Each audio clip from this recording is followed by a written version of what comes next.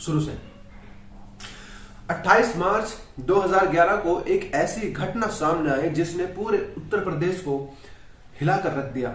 लोगों ने अपने रिश्तों पर भी शक करना शुरू कर दिया और अपने सगे भाई बहन होने पर भी लोगों को शक होने लगा कि कहीं वो कुछ गलत तो नहीं करते हैं, क्योंकि ये घटना थी ही ऐसी। दरअसल 28 मार्च 2011 सुबह का वक्त था, 7 या 7:30 बजे होंगे। स्कूल जाने का समय था। एक लड़की थी जो स्कूल जाने से मना कर रही थी। उसके पेट में दर्द था। उसने अपने पेरेंट्स को बताया कि आज मैं स्कूल नहीं जाऊंगी क्योंकि मेरे पेट में दर्द हो रहा है। और उसके जो पेरेंट्स थे वो सोचने लगे कि ये सिर्फ बहाने कर रही है, स्कूल न जाने के बहाने हैं और कुछ नहीं। उन्होंने, जैसे कि हमेशा पेरेंट्स करते हैं, जबरदस्ती स्कूल भेज दिया। स्कूल जाने के बाद वो लड़की फिर से टीचर के सामने बोलती है कि मेरे पेट में दर्द हो रहा है, मुझे घर जाना है। स्कूल के जो टीचर थे वो भी ये सोचते हैं कि ये न पढ़ने के बहाने हैं, उसे वो बिठा देती है। इसी बीच वो लड़की बेचारी वहां से बाथरूम के लिए जाती है और वहां बहुत तेज तेज रोने लगती है। जब उसके रोने की आवाज बाथरूम से, टॉयलेट से बाहर आती है तो दूसरी लड़की उसे जाकर देखती है तो वहां पर पूरा स्टाफ आ जाता है और उस लड़की को हॉस्पिटल ले जाता है। जब उसको हॉस्पिटल ले जाया जाता है तो डॉक्टर बोलते हैं कि इसके पेरेंट्स को बुलाओ। उसके पेरेंट्स वहां पर जाते हैं तो जो डॉक्टर थे, लेडी डॉक्टर थी, उसने कहा कि तुम्हारी लड़की प्रेग्नेंट है। वो केवल 9th क्लास में पढ़ती थी, उसकी उम्र 12 साल थी और डॉक्टर बोल रही थी कि तुम्हारी लड़की प्रेग्नेंट है, 3 महीने की प्रेग्नेंट है और इसीलिए उसको दर्द हो रहा है। उसके पेरेंट्स के नीचे जैसे जमीन के नीचे खिसक गई हो, पैरों के नीचे जैसे जमीन खिसक गई हो। वो सोच नहीं पा रहे थे, समझ नहीं पा रहे थे कि ये क्या हो गया है, इसकी उम्र ही क्या है और आखिर ये करने वाला था कौन। वो उस लड़की को गाली देने शुरू कर देते हैं, भला बुरा बोलना शुरू कर देते हैं, लेकिन इस बात को नहीं सोच पाते कि आखिर ऐसा हुआ क्या। जब वो उससे पूछताछ की जाती है तो वो जो लड़की बताती है उसे सुनकर तो वाकई में ही ये घटना बहुत बुरी लगने लगती है और रिश्तों पर तो जैसे विश्वास करना मुश्किल हो जाता है। वो लड़की वो बताती है कि मेरे साथ ये जो काम किया गया है उसके सगे भाइयों ने किया है।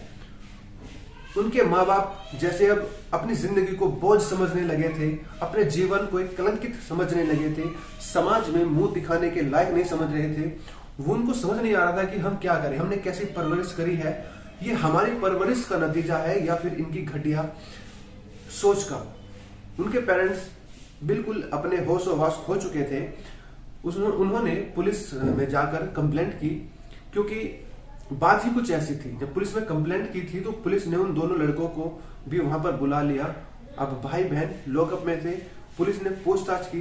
जब पूछताछ की तो पता चला कि वो जो दोनों लड़के थे पिछले 8 या 9 महीने से वो लगातार अपनी बहन के साथ गलत काम कर रहे थे और वो बहन उन्हें रोकती थी तो उसे डराते थे, धमकाते थे और बोलते थे कि अगर तूने किसी को बताया तो हम मम्मी पापा को मार देंगे और तुम्हें भी मार देंगे। उन लड़कों की उम्र भी ज्यादा नहीं थी, 16 और 17 साल रही थी। एक साल का उनका अंतर था। एक 17 साल का था, एक 16 साल का था और जो वो लड़की थी वो 12 साल की थी। उनकी छोटी बहन जिसको अपने पलकों पर बिठाकर रखना चाहिए था वो उसके साथ गलत काम करते थे।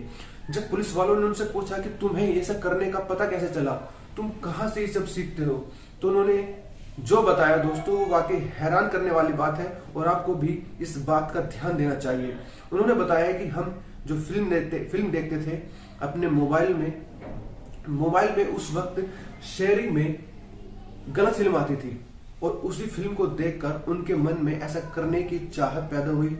जो इस तरह के व्लॉग होते हैं, जो इस तरह के ब्लॉग गूगल पर पड़े हैं जिसमें सगे संबंध जो होते हैं हमारे उनके साथ गलत काम करने के बारे में लिखते हैं, उन्हें पढ़कर उनके मन में ऐसा करने का विचार आया।